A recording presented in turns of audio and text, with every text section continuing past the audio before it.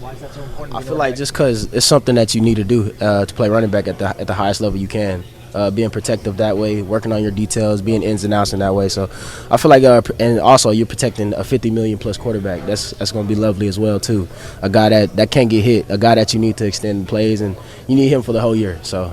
What's it like knowing you got Joe Burrow as a quarterback, not just to block more, but also to be an asset for an offense? Yeah, man. The offensive weapons we got straight dogs in my opinion. Jamar Chase, T. Higgins, Joe Burrow, Chase Brown, Samaje. Those guys, those veteran guys in the offensive room. They're dogs, man. They play this game at the highest level, and I just want to join them and just be a part of that.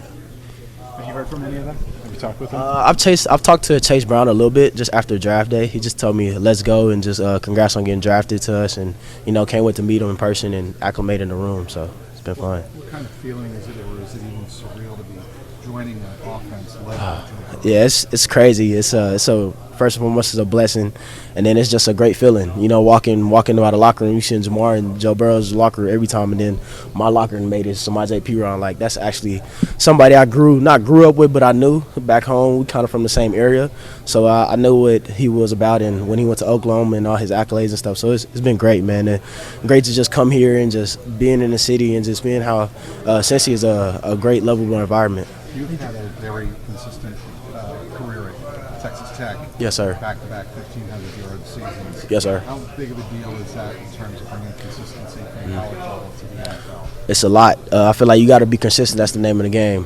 Coaches, I feel like if you do stuff at the consistent level, at a consistent rate, I feel like your play match is gonna play.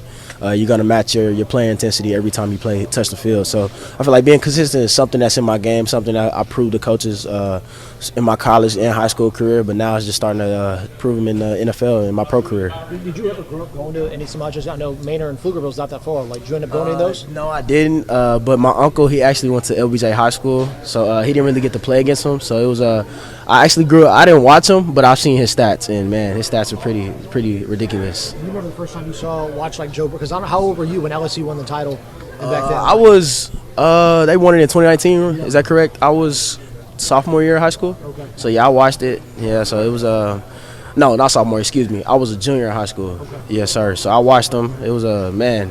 That team was unstoppable. I feel like they had like 20-something draft picks from that team, something like that. Man, that team was crazy. So. What was your reason for coming back last season? I mean, most people after the season you had in 2023 over 1,000 rushing yards. Some people would have come out and gone into the draft then. Why did you want to come back to play that final season? I feel like as a team, we wanted to prove that we can win 8 games consistently, and then I also came back because I'm the all-time leading rusher for Texas.